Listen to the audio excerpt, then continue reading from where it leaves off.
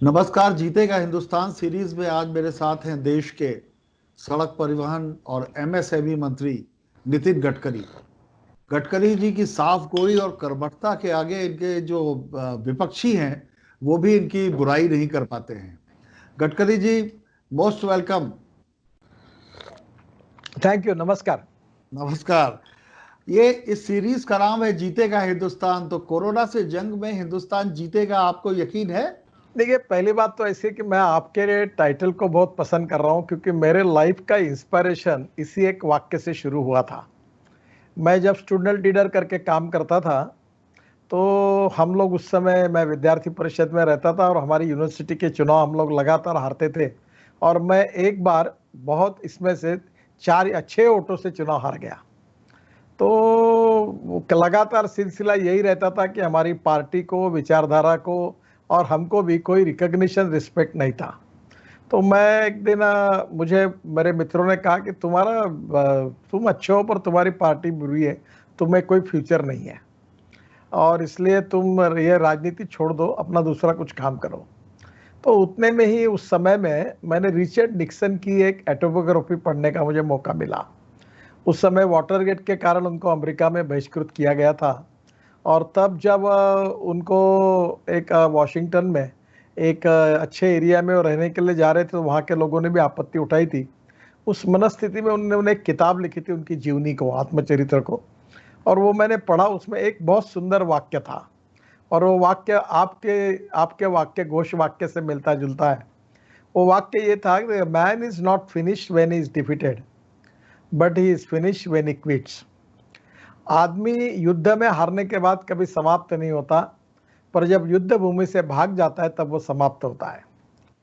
तो no defeat is the last defeat. हमें लड़ना पड़ेगा और हमें लड़ने की ताकत निर्माण करनी पड़ेगी। और आपके ये घोष वाक्य में 2 बातें हैं जिसका मैं लगातार लोगों को कह रहा हूं, जो मुझे बहुत पसंद आया, कि निगेटिविटी, फ्रस्ट्रेशन, हताश, निराशा, और उसके कारण लोगों में डर है, फियर है, और उसके कारण लोगों की तबीयतें बिगड़ गई है। लोग पैदल निकल गए मुंबई से लखनऊ और पटना की तरफ डर के कारण।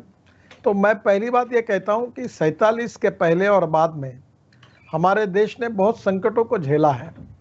3 लड़ाई तो हमारी पाकिस्तान के साथ हुई, एक चीन के साथ हुई, भूकंप हुए, प्रलय आए, बाढ़ आए, सब बादल फटे, फिर भी हम इसमें से निकले हैं।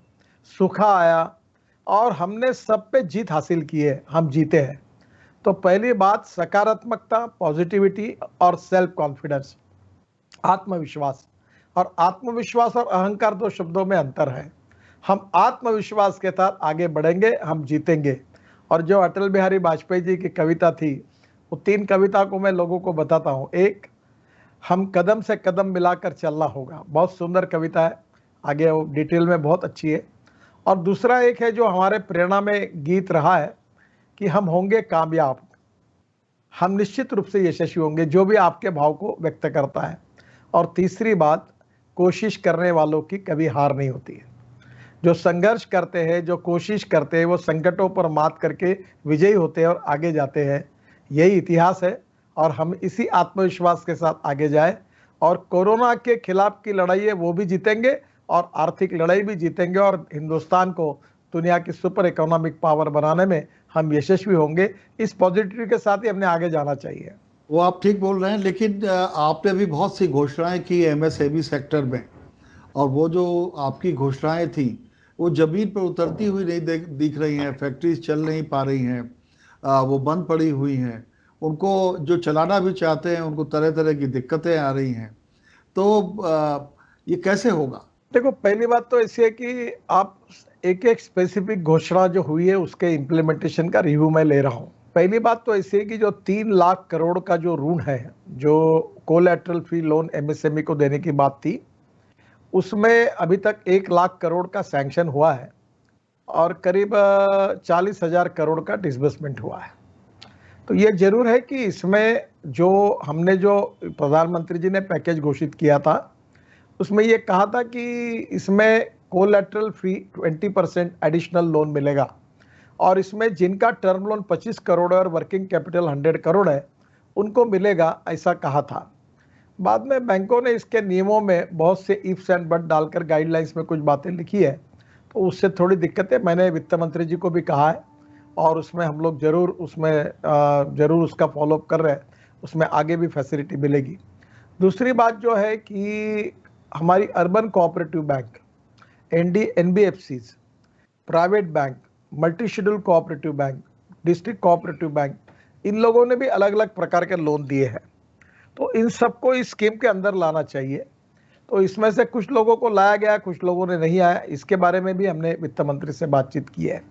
तीसरी बात जो है फंड ऑफ फंड, जो 50,000 करोड़ का है, उसका गाइडलाइन अभी तय हो गई है। जो MSME का टर्नओवर अच्छा है, जिनका GST का रिकॉर्ड अच्छा है, इनकम टैक्स का रिकॉर्ड अच्छा है, उनका हमने एक ऑटोनॉमस बॉडी तैयार की है, उसके नाम भी निश्चित किए हैं, और वो लोग केवल इसमें से MSME को इस रिकॉर्ड के आधार पर इनके एक सिंप्लीफिकेशन की मेथोडोलॉजी से क्रेडिट रेटिंग करके उनको सिलेक्ट करेंगे और वो कैपिटल मार्केट में स्टॉक एक्सचेंज में जाएंगे और उसमें 15 करोड़ तक हम उनको इक्विटी देंगे, बाद में जाएंगे और उनको फॉरेन इन्वेस्टमेंट मिलेगी। मेरे भी दुबई के इन्वेस्टर के साथ बात हुई 10,000 लोगों के साथ, फिर अमेरिका में करीब 8-10 हज़ार लोगों के इन्वेस्टर के साथ बात हुई, और मैंने सबको अपील किया है कि इंफ्रास्ट्रक्चर में MSME में इन्वेस्ट करिए। तो मुझे लगता है कि एक नया मार्ग खुल जाएगा, वो भी खुल गया, उसका भी हो गया काम। तीसरी बात जो थी, हमने कही थी, अभी तक हमने 6 लाख MSME को मार्च एंड तक रिस्ट्रक्चर किया था बैंकों ने। अब हमने वो मुदत 31 दिसंबर तक बढ़ाई है, और उसके साथ साथ उसको रिस्ट्रक्चर करने के लिए हमने हमारे ट्रस्ट में इंश्योरेंस प्रीमियम भर के गारंटी भी बैंकों को दी है, और ये भी 20,000 करोड़ की प्रोविजन जो की है वो अब इसलिए की है कि प्रेजेंट बैंकिंग पॉलिसी में जिन लोगों को वो रिस्ट्रक्चर नहीं कर सकते, उसमें अड़चन है, उन MSME में हम लोग इक्विटी खरीदी करेंगे ताकि वो पॉलिसी में बैठ सके, और उसमें भी काफ़ी MSME को रिस्ट्रक्चर करने का मार्ग भी खुला होगा। चौथी इंपॉर्टेंट बात हमने जो कही थी कि हमने MSME की पूरी डेफिनेशन बदल दी। वो डेफिनेशन इतनी इंपॉर्टेंट है कि उसने तो पूरे देश में उसका एक प्रकार से कागज पत्र काफ़ी बड़े प्रमाण पर उसको रिकॉग्निशन मिला है। आप देखिए, पहले सर्विस सेक्टर और मैन्युफैक्चरिंग सेक्टर अलग थे, और दोनों को अभी हमने एक कर दिया है नए पॉलिसी में। माइक्रो में इन्वेस्टमेंट 25 लाख की थी, अब 1 करोड़ कर दी, जिसमें इन्वेस्टमेंट में आता है investment in plant and machinery and equipment, और जो टर्नओवर था वो 10 लाख का था, वो 5 करोड़ किया है, 10 गुना बढ़ा दिया है। जो स्मॉल में इन्वेस्टमेंट थी 5 करोड़, वो 10 करोड़ की है, और जो टर्नओवर 2 करोड़ था वो 25 गुना बढ़ाकर 50 करोड़ किया है। सबसे बड़ा मीडियम में हमने बहुत बड़ा निर्णय किया है, इन्वेस्टमेंट 10 करोड़ थी वो 50 करोड़ की है, और जो टर्नओवर था वो केवल 5 करोड़ था, वो अभी हमने 250 करोड़ किया है, 5 करोड़ का 250 करोड़। कल ही मैं ये अपने होटल एसोसिएशन वालों के साथ, देश के सभी होटल के मालिकों के साथ मैं चर्चा कर रहा था, तो काफ़ी होटल वालों को भी इसका फायदा होगा। तो एक प्रकार से ये डेफिनेशन बदलने से भी MSME सेक्टर को काफ़ी बड़ा बूस्ट मिला है। बाकी अलग अलग बातें सब में लेकिन मैं रिव्यू करते रहता हूं। ये कब तक एग्जीक्यूट होगा? ये कौन सा? ये जो आपने ये इतनी तो सब घोषणा की है, क्योंकि हो क्या रहा है जी, ये 1 जुलाई से ऑर्डर, ये जो डेफिनेशन बदलने का ऑर्डर 1 जुलाई से लागू हो गया है जी। बाद में ये जो आपने जो बात कही, जो 3 लाख करोड़ के फंड की बात की, उसमें आपके पॉइंट में वैलिडिटी है, और मैंने इस बारे में अभी फाइनेंस मंत्री को भी कहा है कि इसमें ये जो इफ्स एंड बट्स बैंकों ने अलग अलग नियम निकाले हैं, एक्चुअली हमारे पैकेज में ये सब नहीं था, तो वो थोड़ा सा अगर करके हम डायरेक्ट उनकी वर्किंग कैपिटल की जो लिमिट है उसमें 20% दें, बाकी बातें ना लिखें, फिर वो कोऑपरेटिव अर्बन को सब उसको करने में कुछ उसमें इम्प्लीमेंटेशन करते समय जो अड़चने आई वो दूर करने के बारे में हम प्रयास कर रहे हैं, वो जल्दी उसमें रिजॉल्व कर पाएंगे। क्योंकि मैं ये देख रहा हूँ विश्वास नहीं लौट पा रहा है। आज ही हमने हमारे ही अखबार में खबर छपी कि नोएडा के उद्यमी कह रहे हैं कि हमें मदद नहीं मिल पा रही है। आगरा में होटल वालों ने कहा कि हम होटल खोलेंगे ही नहीं। तो ये भरोसा लौटने वाली बात जो है, तो ये तब तक नहीं होगी जब तक आपको एक सिंगल विंडो सिस्टम या एक ऐसी कोई इनोवेशन करे जो कि अब तक एडमिनिस्ट्रेशन में या इस तरह के एडमिनिस्ट्रेशन में नहीं दिखाई पड़ती थी। देखिए, आपने जो बात कही वो बिल्कुल इंपॉर्टेंट है। लैंड, लेबर, लॉजिस्टिक, लिक्विडिटी और लॉस, ये 5 एल है और इसमें निश्चित रूप से तकलीफें होती है, इसमें कुछ सच्चाई भी है। जैसे लाइसेंसेस मिलाना, इसमें तकलीफ होती है। लैंड बैंक का हमने अभी, इसके ऊपर मैं आपको बात बताता हूँ। हम एक सुधार की तरफ जा रहे हैं कि हम पूरे सिस्टम को डिजिटलाइज कर रहे हैं। पहली बात, लैंड बैंक का एक पोर्टल होगा और देश भर की कहाँ लैंड है अवेलेबल एमआईडीसी में, अनेक राज्यों में, उसका डिटेल 1 सेकंड में आपको जाकर वहां से मिलेगा। आप अप्लाई करोगे, 3 दिन के अंदर आपको ऑफर लेटर आएगा, आप 20% या 10% पैसा भर दोगे। उसके बाद में एक प्रिस्क्राइब फॉर्म में आपको जितने लाइसेंसेस है, क्लियरेंसेस है, आप अपने घर में बैठकर उतना पूरा कर देंगे। आपको बराबर 25-30 दिन के अंदर सब क्लियरेंसेस आपके हाथ में आ जाएंगे इंस्पेक्शन होकर। फिर अभी environment forest ministry Prakash Javadekar जी को मैंने कहा, उन्होंने, उनके अभी 3 महीने का हियरिंग, 7 महीने 6 महीने का टाइम, कोई साल भर चालू ही नहीं कर सकता। तो मैंने कहा ये आप निकाल दीजिए सिस्टम को, सेल्फ असेसमेंट के ऊपर निर्णय करिए कि अगर ये इंडस्ट्री अगर पोल्यूशन करती है या वाटर में या एयर में, अगर ये भंग करेगी तो हम उनको 25 लाख रुपए का फाइन करेंगे।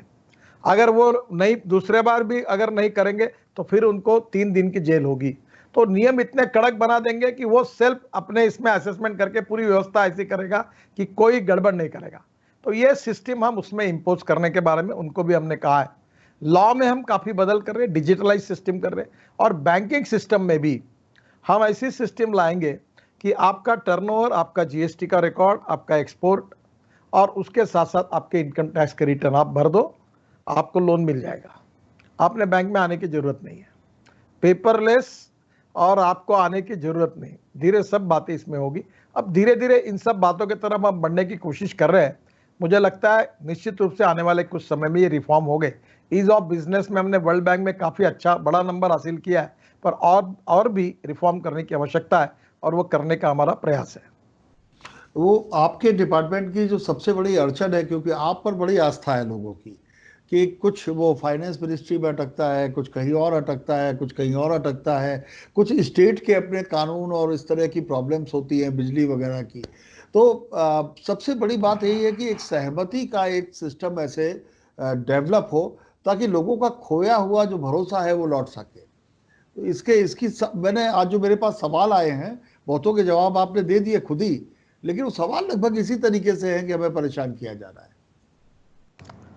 देखिए, आपकी बात में मैं स्वीकार करता हूं कि एक सच्चाई है। इस समय देश में हम लोग जिस प्रकार से संकट से गुजर रहे हैं, और हमारे एमएसएमई, हमारे सर्विस सेक्टर बहुत अड़चनों का सामना कर रहे हैं, उनके मन की जो तकलीफ है वो बिल्कुल सही है। और इस समय सभी स्टेक होल्डर को, bank, state government, central government, licences देने वाले लोग, हमारे लॉ इम्प्लीमेंट करने वाले लोग, इंस्पेक्टर से लेकर बैंकिंग सिस्टम तक, हम सबको एक पॉजिटिव एटीट्यूड के साथ, सकारात्मक के साथ इन लोगों के पीछे खड़े होना पड़ेगा। और सबसे इंपॉर्टेंट प्रॉब्लम है कि जो डिले होता है, जिसके पास जाता है वो उसको उसी समय में तुरंत निर्णय नहीं होता। तो इसके बारे में डिजिटलाइज सिस्टम को करके हमें ये पता चल जाएगा कि किसने कहाँ डिले किया है। तो धीरे धीरे हम लोग डिजिटलाइज मैनेजमेंट सिस्टम की तरफ जाएंगे तो होगा। और इस समय आपकी बातों में मैं बिल्कुल बात को स्वीकार करता हूँ कि आज हमारे लोग बहुत संकटों से गुजर गए हैं, जहाँ बैंकों से, हमारे सरकार की ओर से, राज्य सरकार की ओर से, जैसे बिजली बोर्ड की आपने बात की, अभी बिजली का विषय हमारे पास नहीं है, बिजली ये स्टेट का सब्जेक्ट है। अब उन्होंने क्या किया, फैक्ट्री बंद थी, दुकानें बंद थी, तो मिनिमम बिल भेज दिया। अब मिनिमम बिल जो होता है वो नियम से भेजना पड़ता है उनको, और उन्होंने बोला हमने पावर ही यूज नहीं की, 3 महीने से फैक्ट्री बंद है, आप मिनिमम बिल क्यों भेज रहे हो। अब प्रॉब्लम है कि इसके बारे में जो भी निर्णय वो स्टेट गवर्नमेंट को करने पड़ेंगे। दूसरी ओर स्टेट गवर्नमेंट के डिस्कॉम पूरी तरह आर्थिक दृष्टि से अड़चन में है, करोड़ों रुपए में उनके लॉसेस हैं। अब प्रॉब्लम है कि वो भी चल नहीं पाने में, उसमें उसको रिफॉर्म करने की आवश्यकता है। तो धीरे धीरे मैं एक बात आपको कहूंगा कि इस समय संकट में कौन नहीं है। अखबार वाले भी संकट में है, मीडिया वाले भी संकट में है, उद्योग वाले भी संकट में है, राज्य सरकार भी संकट में, उनको अगले महीना तनख्वाह देने के लिए पैसे नहीं, ऐसी राज्य सरकार की भी हालत है, भारत सरकार का भी रेवेन्यू ड्रॉप हुआ है। तो सब लोग संकट में है, पर हम एक दूसरे का हाथ पकड़कर, एक दूसरे की समस्या को सुलझाकर हम सर्वाइव होंगे और आगे जाएंगे। और मुझे लगता है यही फॉर्मूला है। और अड़चने समस्याओं पर मात करते हुए हमको हिम्मत के साथ, पॉजिटिविटी के साथ आगे जाना होगा। और मैं बिल्कुल स्वीकार करता हूं कि ये आसान नहीं है, अड़चनों का सामना हमारे सब लोग कर रहे हैं। आपके पास जो तकरारें आई उसके बारे में भी सच्चाई को मैं स्वीकार करता हूं, पर हम धीरे धीरे उसको सुलझा करके हम आगे जाएंगे और वो विश्वास पैदा करने की कोशिश करेंगे। एक मजदूरों का मामला है, वो जो गांव चले गए, उन्हें गांवों में रोजगार नहीं मिला, और अब शहर में वो है नहीं तो फैक्ट्रीज चल नहीं पा रही हैं, उनको बुलाना पड़ रहा है, और जब वो बुलाए जा रहे हैं तो उनकी सैलरी और कई चीज़ें बढ़ गई हैं। तो ऐसा महसूस होता है जैसे कि चिकन और एग स्थिति पैदा हो गई है।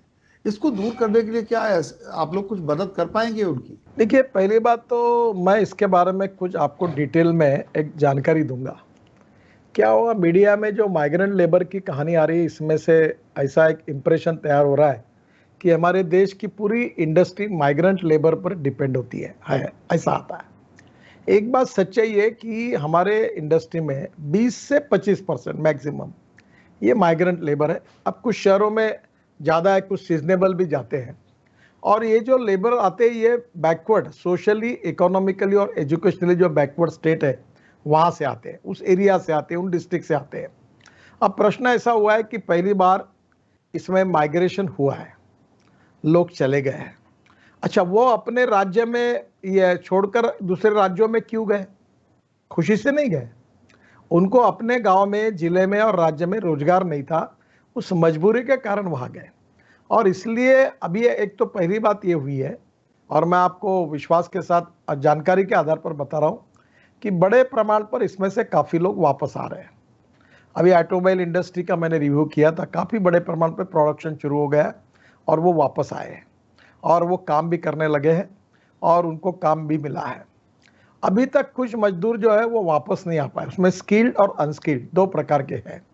जो स्किल्ड है उनकी सैलरी, इनकम अच्छा है और वो काम उनको स्पेसिफिक एरिया में, जैसे अभी स्टेनलेस स्टील पर वेल्डिंग करना, ये स्पेसिफिक काम है। और कुछ जगह पर मिट्टी और मुरुम डालना, केवल उठाना और चलाना, या कोई हेवी मशीनरी का ड्राइविंग करना, बुलडोजर को चलाना, ट्रक को चलाना, तो ये कैसे कि ये स्पेसिफिक जॉब्स हैं, तो इसके लिए स्पेसिफिक लोग ही काम कर सकते हैं। तो स्वाभाविक रूप से वो लोग जो है ऐसे स्किल वाले वो आ भी रहे हैं। और इसके बाद कुछ जगह दिक्कत ऐसी आई है कि उनको रिप्लेसमेंट करके स्थानिक लोगों को लेते हैं तो उसमें तनख्वाह 20 से 25% ज़्यादा देना पड़ती है। तो इंडस्ट्री वाले क्या सोचते हैं कि जो सस्ते में काम करेगा उसको लो काम पे, इसीलिए वो माइग्रेंट लेबर सस्ते में काम करता है। पर अभी धीरे धीरे उसमें से भी काफ़ी प्रॉब्लम्स रिजॉल्व हुए, लेबर वापस भी आ रहे हैं, काम भी कर रहे हैं। और भारत सरकार ने ये लेबर जहां वापस गए, आपके उत्तर प्रदेश सरकार में वहां के विभागों ने ऐसी कुछ योजनाएं बनाई कि वापस आए हुए लोगों को वहीं के भी रोजगार मिले। देखिए, आप अगर ग्रास रूट पर इस प्रॉब्लम का, आप जैसे पत्रकार अगर आप अध्ययन करेंगे तो बिहार में, यूपी में, ये पंजाब, हरियाणा, महाराष्ट्र और गुजरात, ये प्रगतिशील समृद्ध राज्य है। अगर आज बिहार में, यूपी में, अगर छत्तीसगढ़ में, छत्तीसगढ़ काफ़ी डेवलप हो गया, मध्य प्रदेश का कुछ पार्ट है, बुंदेलखंड का पार्ट है उत्तर प्रदेश का, कि जहाँ अभी हमको अगर वहाँ हम अगर ये जो एग्रो एमएसएमई की बात कर रहे हैं, ये फॉरेस्ट एमएसएमई की बात कर रहे हैं कि हम लोग गांव में ही इंडस्ट्री खोलें, हैंडलूम, हैंडीक्राफ्ट, वही एक कॉलेज होगा, एक स्कूल होगी, एक अस्पताल होगा और वहाँ 500-600 लोग गांव के, उन्हीं को वही काम मिलेगा, तो उसके कारण गांव की इकोनॉमी सुधर जाएगी। तो अब हम उसके लिए बढ़ रहे हैं आगे। और हमारे विलेज इंडस्ट्री का टर्नओवर पिछले मार्च एंड तक 88,000 करोड़ का था। अब हमने तय किया कि 2 साल में हम 5 लाख करोड़ करेंगे। ये आसान काम नहीं है, ये टारगेट हमने रखा है और ये इतना आसान नहीं है जितना मैं बोल रहा हूँ, मुझे पता है ये कितना कठिन है। पर जिस दिन 5 लाख करोड़ पे हम जाएंगे तो हमने अब देखा है कि ब्लू इकोनॉमी थी, नदियों में मच्छी फिशिंग का, तो अभी इसमें 1 लाख करोड़ की इकोनॉमी हम 6 लाख करोड़ की बना रहे। समुद्र में 7,500 किलोमीटर किनारा, उसमें ट्रॉलर ला रहे, ट्रॉलर 100 नॉटिकल माइल समुद्र में जाएगा, अभी बोट 7 नॉटिकल माइल जाती है। तो हमने तमिलनाडु में ट्रॉलर दिए थे तो 6 गुना 7 गुना उत्पादन बढ़ा है। तो प्रोसेसिंग, पैकेजिंग, सी फूड का बड़ा काम होगा। अभी जैसे आपके डैम्स है, लेक है, नदी है, गंगा है, अब गंगा में पानी शुद्ध हुआ तो कितना बड़ा फिशिंग का आपको मालूम है। अभी उत्तर प्रदेश और बिहार में उनको केवट नहीं, क्या कहते हैं उनको, केवट बोलते हैं, मछली नगर, केवट, मछुआरे, मछुआरे, मल्ला मल्ला मछुआरे। नहीं मछुआरे। हाँ, अब इनकी मछुआरे, और उनकी कितनी बड़ी कम्युनिटी है। अगर गंगा में अगर इसी प्रकार से अगर फिशिंग बढ़ जाएगा तो उनकी इकोनॉमी बढ़ जाएगी। तो अब हम लोग अभी ये हनी की 10 गुना कर दिया। फिर हमने अभी बायोफ्यूल में इथेनॉल की 20,000 करोड़ की इकोनॉमी हम 1 लाख करोड़ की कर रहे हैं। इसके सबसे बड़ा फायदा, हम लोग फूड ग्रेन से भी इथेनॉल बनाने की अभी अनुमति दे रहे हैं, तो उसका फायदा एग्रो एमएसएमई के रूप में बिहार और यूपी को सबसे ज्यादा होगा। अब इन्होंने आकर इसका फायदा लेना चाहिए। जी, मैं बिहार और यूपी की बात कर रहा हूँ। जैसे यूपी में एक अच्छी योजना बनी थी कि एक जिला एक उद्योग, और उसके पीछे मकसद ये था, आपकी सरकार ने बनाई थी, मकसद ये था कि जो वहाँ की लोकल दस्तकारी, लोकल हैंडीक्राफ्ट है उसको बढ़ावा दें, और बेमतलब का जो माइग्रेशन होता है उसको रोक सके। वो एक आरोप भी लगता है, कभी शीला जी बोल देती थी, कभी आपके लोग बोल देते हैं कि हमारे बड़े अच्छे शहरों को इन लोगों ने आके खराब कर दिया, लेकिन वो हो नहीं पा रहा। मैं महसूस करता हूँ कि मुरादाबाद में चाइनीज माल भरा पड़ा है, फिरोजाबाद में जहाँ कांच का बहुत अच्छा काम होता था, चाइनीज माल भरा पड़ा है, खुर्जा जहाँ पॉटरी उद्योग सैकड़ों साल से है, वहाँ भी चाइनीज माल भरा पड़ा है। तो हम बातें तो कर रहे हैं चाइना से प्रतिबंध लगाने की, लेकिन हकीकत नीचे की तो शायद ये है कि हम उनको मौका नहीं दे पा रहे। देखिए, पहली बात तो आप समझ लीजिए कि एक जिला एक उद्योग, ये बोलने के लिए और भाषण के लिए अच्छी बात है, पर जैसे मैं आपको बताता हूँ अभी उत्तर प्रदेश में, अब मैं कह कह के काफ़ी इससे कह रहा हूँ पर मेरी बात पेनिट्रेट नहीं हुई। अभी उत्तर प्रदेश में चीनी सबसे बड़ा गन्ने का उत्पादन होता है, वेस्टर्न यूपी में काफ़ी जगह पर गन्ना ये प्रमुख क्रॉप है। उत्तर प्रदेश की इकोनॉमी गन्ने के ऊपर है। अब गन्ने से शुगर निकलती है, शुगर सरप्लस है, और सब गन्ना मिल जो है वो लॉस मेकिंग है। अब गन्ने से शुगर के जूस से डायरेक्ट इथेनॉल करना है, शुगर बनाना ही नहीं, और भारत सरकार उससे 5 गुना बढ़ाकर खरीदने के लिए तैयार है। तो उत्तर प्रदेश में कम से कम 300 डिस्टिलरी अभी शुरू हो सकती है कि जो केवल गन्ने के जूस से इथेनॉल बनाए। फिर राइस है, हमारे पास 3 साल का राइस पड़ा हुआ है, बिहार में पड़ा है, यूपी में पड़ा है, महाराष्ट्र में पड़ा है, तमिलनाडु में पड़ा है, केरल में, सब जगह पड़ा है। अब वो राइस को अभी फूड कॉर्पोरेशन ऑक्शन करने जा रही है। अभी वो राइस, हम पूरे विश्व को राइस दे सकते हैं, इतना हमारा राइस का उत्पादन है। अब वो राइस से अगर हमने इथेनॉल बनाया तो सरकार लेने के लिए तैयार है, तो कम से कम 300-400 वो यूनिट शुरू हो सकते हैं एमएसएमई में। अब हनी में हमने प्रोडक्शन 10 गुना हेड बढ़ा दिया। अब उत्तर प्रदेश में आप बिल्कुल सही कह रहे, खुर्जा की बात आपने की, कहीं पीतल है, अभी सहारनपुर में फर्नीचर बनता है। देखो, प्रॉब्लम यह है कि जब तक चाइना में एक ही शहर में जो फर्नीचर बनता है उसका डिजाइनिंग, उसकी क्वालिटी, उसकी लकड़ी और उसकी वर्कमैनशिप, वो वर्ल्ड में क्या चाहिए, वो अभी आइकिया ने हैदराबाद में मॉल शुरू किया तो फर्नीचर के मॉल में 3 दिन लोग बैठे थे, इतनी गर्दी थी। अब जब तक मार्केट नहीं मिलेगा तब तक तो अभी खुर्जा में, अभी पहला बात सरकार को ये करनी पड़ेगी कि बाहर के देशों से जो माल आ रहा है उनका क्या है कि वो वॉल्यूम बड़ा है तो कॉस्ट कम है, और स्वाभाविक रूप से वो सस्ता होता है। तो हमारे लोग, जब मोरवी में एक टाइल्स बनती थी, हमारी टाइल्स चाइना से आने लगी, मोरवी की इंडस्ट्री बंद हो गई। फिर मोरवी वालों ने वॉल्यूम बढ़ाया, टेक्नोलॉजी बदली, क्वालिटी बदली, और वॉल्यूम में बढ़ाकर ह्यूज प्रोडक्शन किया, रेट को कॉम्पेंसेट किया, फिर चाइना की टाइल्स आना बंद हो गया। अब खुर्जा वालों को designing and product designing and quality centre बनाकर उनको ट्रेनिंग देकर चाइना की क्वालिटी से अच्छी क्वालिटी और वॉल्यूम बढ़ाकर हम एमएसएमई में उनको मदद करेंगे, और उसके बाद होगा तो हमारा एक्सपोर्ट शुरू हो जाएगा, चाइना का रुकेगा। तो हमको 2 बातें करनी पड़ेगी, जो पीतल है, फर्नीचर है या क्रॉकरी है जो चाइना से आ रही उसके ऊपर हमको टैक्स बढ़ाना पड़ेगा, इंपोर्ट जो आ रहा है बाहर से उसके ऊपर ड्यूटी बढ़ानी पड़ेगी।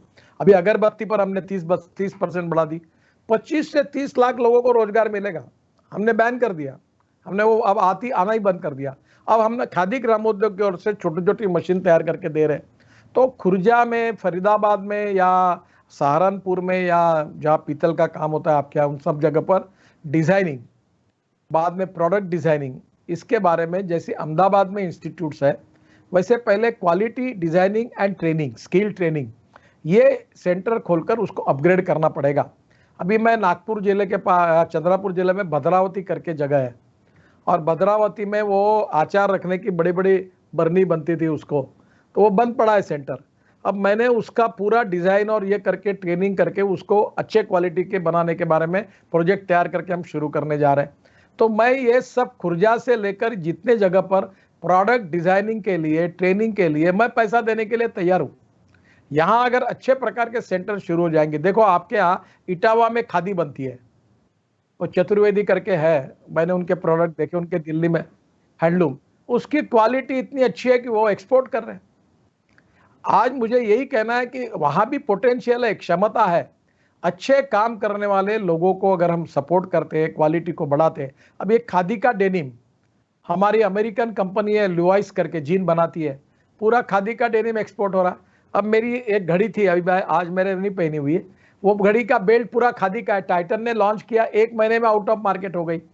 तो हमारे खादी ग्रामोद्योग के द्वारा भी हम कोशिश कर रहे हैं, और सरकार, राज्य सरकार के सहयोग से इसे डिजाइनिंग करके हमको विदाउट कॉम्प्रोमाइज विथ क्वालिटी को सुधारना होगा, कॉस्ट को कम करना होगा और एक्सपोर्ट को बढ़ाना होगा।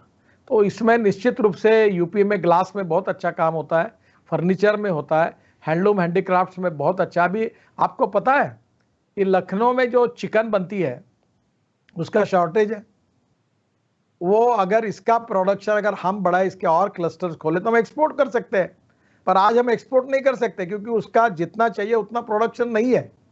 तो हमें जो एक्सपोर्ट हो रहा है उसको बढ़ाना।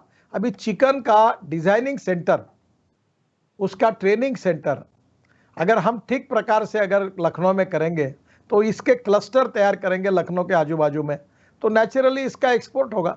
तो धीरे धीरे हमें इसमें क्वालिटेटिव अप्रोच और प्रोडक्टिविटी को बढ़ाना और कॉस्ट को कम करने वाली नीति अपना करके पड़ेगी। और सरकार में हम ये कोशिश करेंगे कि बाहर से आने वाले मालों पर हम लोग कस्टम ड्यूटी ज़्यादा बढ़ाएंगे, ताकि रेट में वो इनको कॉम्पीट नहीं कर पाए और भारतीयों को मार्केट मिलेगा। आपने जो चीन से आयात वाली बात कही, मैं पूरे बाहर की भी बात कर सकता हूँ, लेकिन सबसे बड़ी समस्या चीन की ही है। उसने हमारे रीजनल मार्केट को पूरी तरह कैप्चर कर लिया है।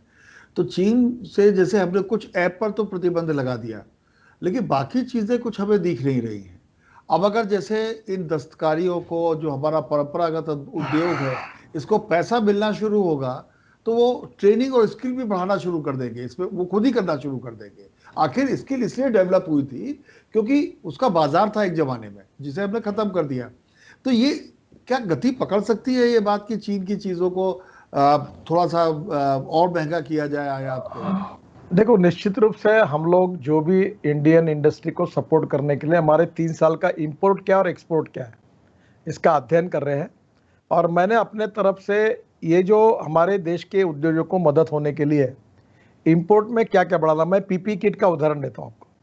हम 2 महीने पहले एक हवाई जहाज से पीपी किट चाइना से हमने लाई थी, और हमारे एमएसएमई में इतनी बन रही है, 5 lakh PP kit per day बन रही है। हमने एक्सपोर्ट करने की अनुमति मांगी और एक्सपोर्ट शुरू हो गया। सैनिटाइजर का एक्सपोर्ट शुरू हो गया। और इसलिए मैं आपको बताता हूं कि क्षमता हमारे लोगों में है, आवश्यकता है क्वालिटी को सुधारना, प्रोडक्शन को बढ़ाना, कॉस्ट को कम करना, और उसके लिए टेक्नोलॉजी का उपयोग करना। और मैं आपको बता रहा हूं कि निश्चित रूप से हमारे में बहुत बड़ी क्षमता भी मधुबनी पेंटिंग आपका बिहार में है, भागलपुर कितना का अच्छा है। जी जी। अभी आप भागलपुर का सिल्क अच्छा है। अभी आपको मैं बताता हूं, अब भागलपुर के सिल्क में नए एडिशन करने, अभी आप वाराणसी का सिल्क कितना दुनिया में प्रसिद्ध है। आपको पता है वाराणसी में सिल्क चाइना से आता है। मुझे मालूम है, अब मैं ये हमारे मानने वाला किसान, था बोलने वाला हाँ, था। मैं बता दो, मुझे बताओ, क्या उत्तर प्रदेश में जमीन की कमी है? क्या सेरिकल्चर के प्लांट में, आप कर्नाटक में सिल्क तैयार हो सकता है, हमारे किसान यहाँ तैयार नहीं कर सकते? सरकार की ओर से भी मदद की जाएगी, हम भी करेंगे, ताकि बनारस में लगने वाला सिल्क हमारे यहाँ तैयार हो। और जब प्रोडक्शन बढ़ जाएगा तो कॉस्ट में भी पुराएगा। तो हम निश्चित रूप से चाइना से कोई चीज़ आती है तो उस पर इंपोर्ट ड्यूटी जरूर बढ़ाएंगे और हमारे लोगों को सपोर्ट करेंगे। और ऐसी एक एक चीज़ को कॉन्सेंट्रेट करके हमको धीरे धीरे सुधार करना होगा। और भी ऐसे मैं कहता हूँ कि make in India, made in India. और उसमें एक बात जरूर है कि हम लोग भारतीय मालों को खरीदी करें, ये भी अवेयरनेस खड़ा करना पड़ेगा। और माल बनाने वालों ने भी, भारतीय माल की गुणवत्ता तो हो। अभी जब लॉकडाउन लगा तो मैंने भी कहा कि भारतीय माल मंगाओ। अब जैसे मैंने सैनिटाइजर, हैंड वॉश, फिनाइल, ये सब गाजियाबाद की किसी फैक्ट्री का मंगा लिया। आप तय जान लीजिए कि जो हाथ धोने की चीज़ थी उससे हम लोग को टॉयलेट साफ करना पड़ गया, इतना खराब था। तो गुणवत्ता तो नहीं है ना हमारे माल में। सबसे बड़ी दिक्कत तो ये क्वालिटी नहीं है। नहीं, प्रॉब्लम कैसा होता है कि मौके का फायदा लोग लेते हैं। देखो, आज बिजनेस में कोई भी, अखबार से लेकर इंडस्ट्री तक, तीन बातें जरूरी: honesty, integrity and credibility. Credibility is the biggest capital of 21st century. No compromise with quality. दूसरी बात, गुड पैकेजिंग। तीसरी बात, डिलीवरी ऑन टाइम। देखो, शॉर्टकट कट यू शॉर्ट। एक बार किसी को मूर्ख बना पर कोई प्रोजेक्ट आप मत्थे में डाल दोगे, पर अगले बार वो लेगा नहीं। पर उसे अब ये रोकने की पूरे जिम्मेदारी तो सरकार की होनी चाहिए ना गडकरी जी, बाल खराब दे रहे हैं, पैसा पूरा ले रहे हैं जी। नहीं, अभी अभी अभी जैसे आपने कहा, फूड एंड ड्रग जो डिपार्टमेंट है, इनका काम है कि मार्केट में जो जो है उसके स्टैंडर्ड्स तय हुए, उसके अनुसार वो है कि नहीं है। नहीं होंगे तो उसके ऊपर बंदी लाए, बैन करे, जब्त करे, फाइन करे। ये भी कार्रवाई करनी पड़ेगी सरकार को। अभी सैनिटाइजर में आज बहुत से बार ये हो रहा है। हमारे यहाँ दुर्भाग्य से लोगों को क्या लगता है, कोई भी इसमें मौके का फायदा लेने के लिए कुछ बिचौली लोग इसमें अडल्ट्रेशन करते हैं, इसमें डाइल्यूशन करते हैं, और इससे प्रोडक्ट का भी नुकसान होता है। हमें अच्छी क्वालिटी मेंटेन कर रहे हैं। जी जी। आप बोलिए। आपके पास सड़क मंत्रालय है, आपने पिछली सरकार में भी अपनी बहुत अच्छा काम किया था उसमें, लेकिन आपके बहुत इंपॉर्टेंट प्रोजेक्ट रुके पड़े हुए हैं। दिल्ली से आगरा की सड़क देख लीजिए, दिल्ली से मेरठ की सड़क देख लीजिए, दिल्ली से देहरादून वाली तो जाने कब से रुकी पड़ी हुई है, मैं तो उसको चिर रुका हुआ पाता हूँ। ये क्या वजह है, कैसे इसको ठीक किया जा सकता है? मुझे लगता है शशि जी, एक बार तो प्रोजेक्ट वाइज ही चर्चा करिए आप। हमारी गलती होगी तो हमें भी एक्सपोज करिए। इतना टाइम देंगे आप? फिर हाँ तो फिर बिल्कुल। भाई नहीं नहीं, मैं इसलिए इसलिए टाइम दूंगा कि मैं मेरे डिपार्टमेंट को और दूसरे डिपार्टमेंट को एक्सपोज होते तो होने दो वाली बात को कहना चाहता हूँ। अभी दिल्ली मेरठ, आपको पता है वो गाजियाबाद जिला है। वीके सिंह साहब का कौन सा जिला है? गाजियाबाद ही है ना? गाजियाबाद है जी। हाँ। वहां के कलेक्टर ने जमीन के घोटाले की, इसमें बड़ा घोटाला हो गया, पूरा काम रुक गया। मेरे को लैंड ही नहीं मिली मेरठ की तरफ जाने की, 1.5 साल नहीं मिली। फिर तब आखिर में मैंने कम से कम यूपी सरकार में मुख्यमंत्री जी को, चीफ सेक्रेटरी को तक मैंने खुद फोन किए, दो दो तीन तीन बार। फिर उन्होंने प्रॉब्लम रिजॉल्व किया, इसलिए काम अटका रहा।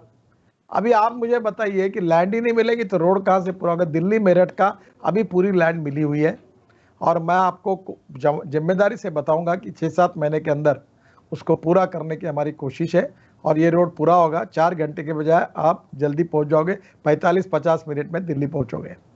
दूसरा रोड जो आपने कहा था आगरा का, उसका 95% काम पूरा हुआ है। 2-3 फ्लाईओवर्स और कुछ जगह है, ये बड़े कंपनी के पास है, उनकी हालत अब खराब है।